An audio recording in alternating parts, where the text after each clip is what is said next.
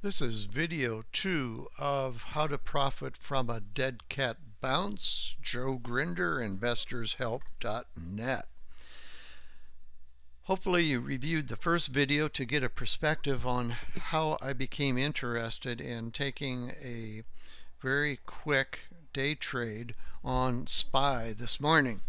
If you recall, in the previous chart, or excuse me, in the previous video, we had an extreme sell-off where price did break down below the channel. I don't have the channel on this chart, but it ended somewhere around here, and this is an actual breakout of our price channel.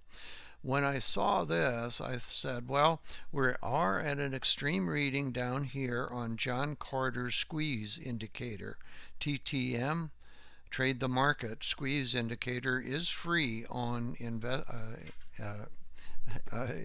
Thinkorswim. I'm trying to think and talk at the same time, and sometimes it's difficult for me. But anyway, also I noticed that my rate of change, which I plot on John's indicator, I don't know how many people do this, but I find it very handy. It hit 100%. It can't excuse me, hit a 0%. It can't go any lower. I'm not saying price can't go any lower, but the rate of change cannot go any lower. When price did go lower, you notice here the rate of change was not at 100% any longer. In other words, we had a positive divergence. Price was down from here to here, yet the rate of change was divergent. It was not at 100%. It was not as oversold as price was. So when I saw that, I got interested.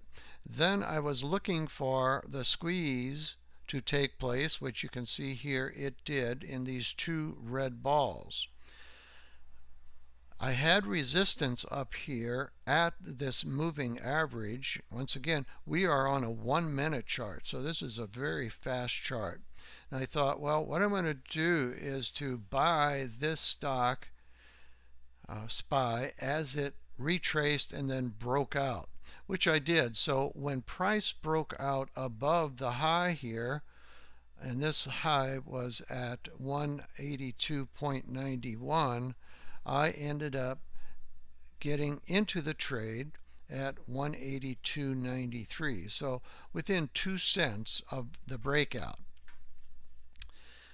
I noticed then at that time we were continuing up on the squeeze in the histogram of the squeeze indicator, and also we had a slight pullback here on the rate of change, and then that proceeded almost to 100%. I could have sold here, but I thought no, I wouldn't. Let me show you first of all, this is the way I mark my buys in green and my reds in sell. So I bought right here. I bought 300 shares of SPY at 10:42 a.m. on October 15th. I mark it here both on the timeline and on the price line. So at 182.93, 300 shares of SPY. Okay, so I was in the position starting at 10:42. It went up. I could have sold here, and I thought no, because my target was set up here. You see the way price previously moved up until it hit this extreme moving average, which is the longest moving average, I should say the slowest moving average. So I thought, well, I'll wait again until price retraces to this area of previous resistance. In other words, there was resistance at 183.85. So I drew my line there, and I set a order to sell at 183.85 based on this. I believe that that's an extreme, a short-term extreme, that it would pull back from there. And that's exactly what happened. In other words, the squeeze indicator continued. The histogram lines or bars got longer. We moved up to 100%. We were at 100% right here where I sold. So at that time, then I mark it with red. to show that I sold 300 SPY at 11.16 at 183.85.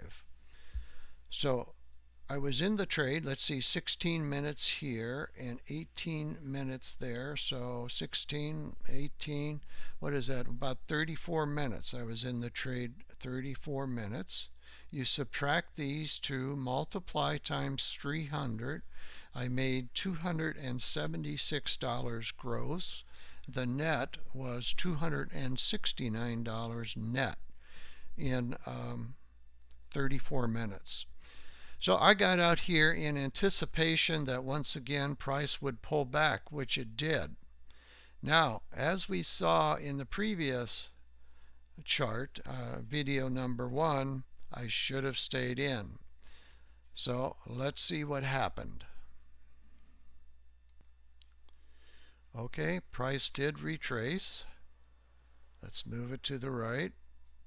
And as you see, as price was retracing here, the histogram was coming down.